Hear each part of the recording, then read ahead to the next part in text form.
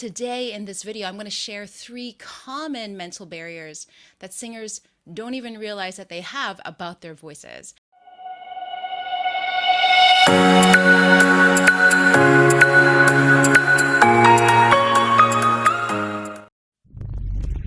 My name is Crystal Diaz. I help people who love to sing go from feeling insecure about their voices to feeling confident about their abilities to sing any song they want to in front of anyone in the way that they want to. So my goal is always to give students choices, to give students that freedom to sing in the way that works, that resonates with them, because that's what will resonate with your listeners. But today, I really want to share with you 3 common mental barriers that singers have that they may not even realize that they have about their voices. Now, mental barriers is something, or the mindset of singing is a topic that I truly, truly love. I love that. I love helping students through those mental barriers that they may have, that we all have, that is actually getting in the way of our voices. So if singing is something that you really, really want to become good at, but you're finding it hard to sing in a way that just doesn't end up with you just disliking your voice even more or feeling frustrated, then it may very well be that you actually have some mental barriers when it comes to singing. And these mental barriers might actually be holding you back from truly discovering what your voice is really, really capable of. So I hope that this video will give you some insight and will inspire you to think a little differently about your voice. All right, so diving straight in, mental barrier number 1. Okay, and the mental barrier number 1 is thinking that the voice that you hear as you're singing is the same voice that everyone else hears. I'm going to repeat that. Thinking that the voice you hear as you're singing, or maybe even speaking, is the same voice that everyone else hears. It's not. It is not the same voice that you hear. And let me explain what I mean by this. So when you open your mouth to sing, or maybe speak in public, are you a little nervous about what might come out? Are you a little nervous about not being able to control your voice, or getting that shaky voice? Or maybe do people around you when you sing, or do people around you say, "Oh, I love your voice, you sounded so good," but there's something in you that just finds it really hard to believe. Like, you just don't believe them because you don't like your voice, or you don't think you sounded any good. All you heard was, all the flaws or the mistakes maybe that you made. And I have to say, this one thing is so true, that as singers, we are so very often our own worst critics. We really, really, truly are. And I say this from firsthand personal experience. But we have to remember that the voice that's traveling away from us, acoustically, the voice that's traveling away from us is very, very different from the voice that other people are hearing as the voice is traveling towards them. It's very different from the voice that our listeners are hearing. I mean, just think about when you record yourself on an answering machine, for example, or you hear yourself being played back. Have you ever done that before? And then you think, oh my goodness, is that how I sound? It sounds very different, right? It sounds almost unfamiliar and foreign to you.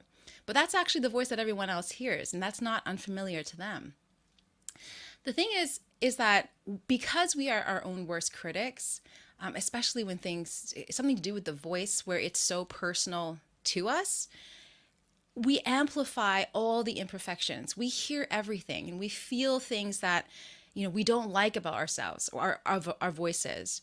And the thing is that we over focus on these things. We over focus on whatever imperfections we think we have when it comes to our voices. And when we over focus on these things, we feel even more insecure. We feel even more frustrated. I don't know if anybody can relate to that. That's something that definitely has happened to me, and I've struggled with in the past as well. And it becomes this never-ending cycle, right? You sing and you don't like the way you sound, so you retreat even more, and you get even more frustrated, and you feel even more stuck with your voice. So what's the solution here, right? The solution is to learn to listen to our voices as objectively as possible. I know that's easier said than done, but we got to learn to let go of what we what we wish our voices would sound like. We got to let go of that in order to truly appreciate all the good parts about our voices. We want to learn to appreciate the good, unique parts about our voices and learn to assess the areas that do need improving, but in an objective way. And we want to definitely leave self-judgment and critical self-judgment totally out of it, because that's not going to serve us at all. Okay, so that's mental barrier number one, thinking that the voice you hear as you're singing is the same voice that everyone else hears. And the solution to this is to learn to listen to your voice as objectively as possible and let go of what you think your voice should sound like, and learn to appreciate the way that it is and assess what can be improved in a way that's objective. All right, moving on to barrier number two, mental barrier number two. Mental barrier number two is thinking, this is an interesting one, thinking that you need to find your voice. I've had, have you ever thought that? Or have you ever said that to yourself or heard someone say that? I don't think I've found my voice yet. I have so many students that when they first come to lessons, they say that, I don't think I've found my voice yet. I need to find my voice. And then I realized though that this is actually a mental barrier in and of itself. And why is this a mental barrier? It's because when we think to ourselves, I got to find my voice, it means you actually believe that you don't already have that voice that you're looking for within you. It's like you're almost reinforcing this thought that the voice I want is, I don't have it yet, so I got to go find it. And that becomes a mental barrier. I love this quote. This is a popular quote by the famous, one of history's greatest artists, Michelangelo. And so when talking about sculptures, he said, this is a quote from him. Let me read it here. The sculpture is already complete within the marble block. Before I start my work, it is already there. I just have to chisel away the superfluous material. I love this quote. Okay, the sculpture is already complete within that marble block. Before I even start, it's already there. I just have to chisel away the superfluous material. I just got to get rid of the extra stuff that we don't need to reveal the masterpiece sculpture. And you know, when it comes to our voices, I do believe that this is very, very similar. You know, if you speak, then you are gifted with an incredible instrument that can already do incredible things. It's already in you. So for me, you know, learning to sing is not about trying to find things, it's about trying to add to your voice and trying to like discover something that you don't have. It's more about revealing the voice that you have, revealing it, and revealing the way that it was born to be. And that's the ultimate goal that I have for all of my students.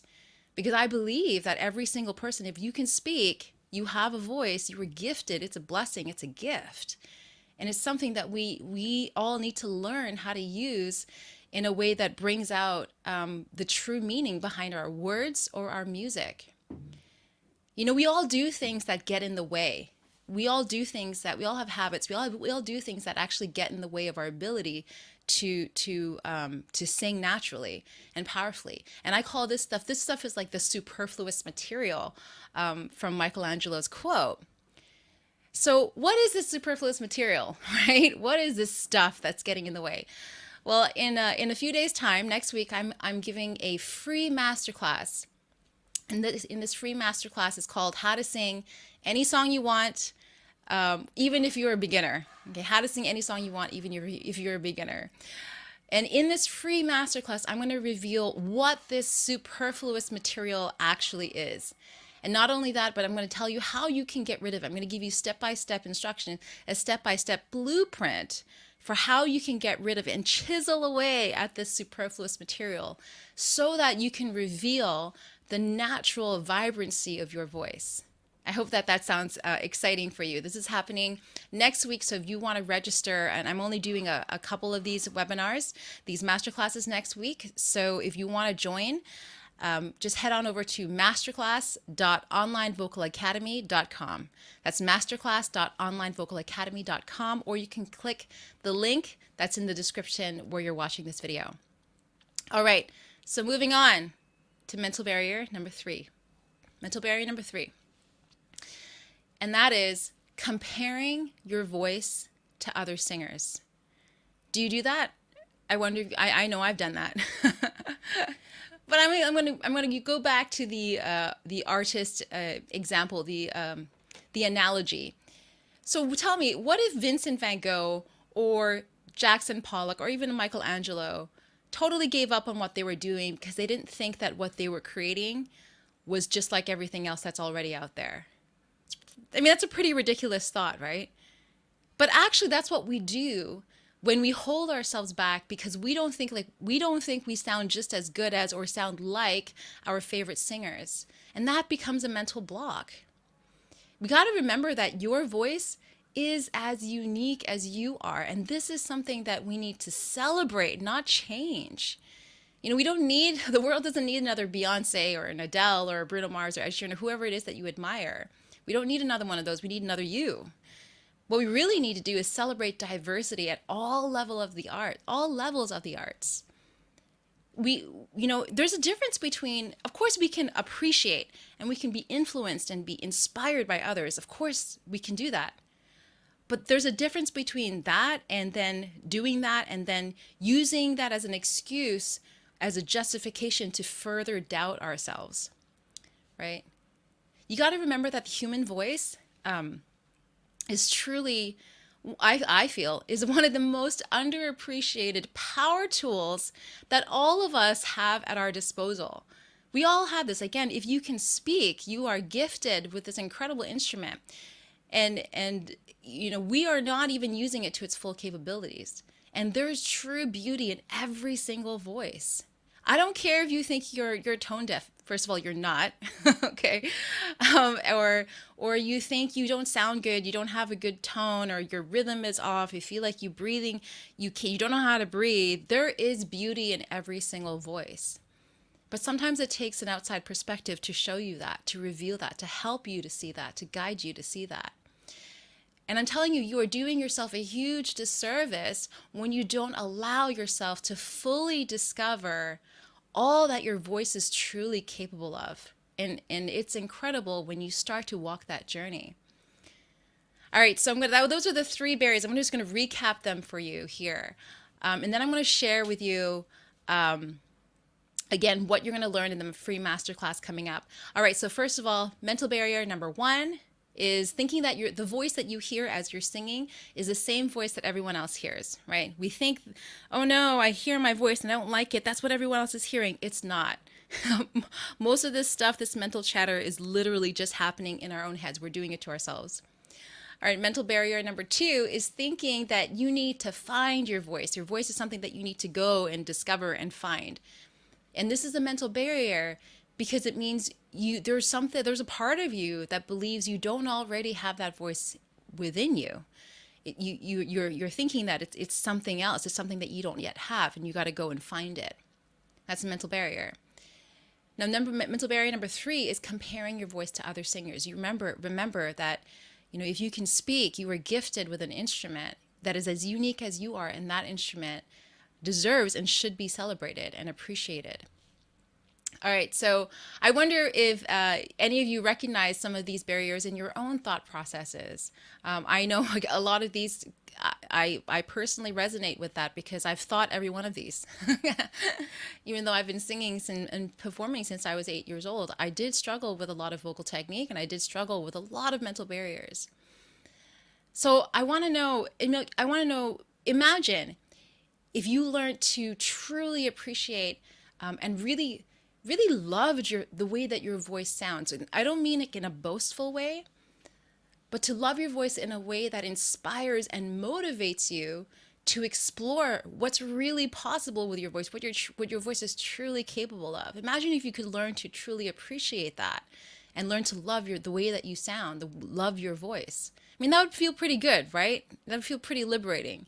Certainly more liberating than having this mental chatter in your head and doubting yourself and holding yourself back and thinking that your voice isn't very good or isn't as good as somebody else's and holding yourself back from singing or even speaking opportunities. So if you like today's live, I've got even more to share with you. Again, as I mentioned before, I have a free masterclass coming up that's called How to Sing Any Song You Want, Even If You're a Beginner. What you're going to learn on this masterclass is my 5-step framework that's going to reveal, what your voice can really do, how you can release its natural power so that you can sing in the way you want to, in the way that you were born to sing. I'm going to tell you what's stopping you from singing freely and powerfully right now. So, that's superfluous material that we talked about. I'm going to tell you exactly what that is and what you can do about it. I'm going to share with you, I'm going to teach you the one exercise that every singer should know and every singer should practice all the time, even speakers. Even speakers should be doing this exercise. And I'm going to teach you how to practice, how to structure your practices in a way, and your vocal practices in a way that's going to give you the quickest and most obvious results. Plus, at the end of the masterclass, I'll make time for some Q&A. So if you have any, specific questions about what was covered or any questions about vocal technique, then this is going to be a great time for you to answer. And I'm going to stay on the masterclass for as long as you guys need me to and answer every single question. So if this interests you, remember to head on over to masterclass.onlinevocalacademy.com. That's where you're going to get all the details. Just type in your name and your email and the time, select the time that you would prefer. And if you can't make that time, of course, I encourage you to come live, and you can ask your questions and hang out with me for an hour or two. But if you can't make it live, there will be a replay, but you got to register anyway, because the replay will only be available to those who register. So register, and then if you, for whatever reason, you can't make it live, there will be a replay, but the replay will be a limited time. It will only be available for a limited time. So do come live and make sure you register. Trust me, it will be worth every single minute. All right.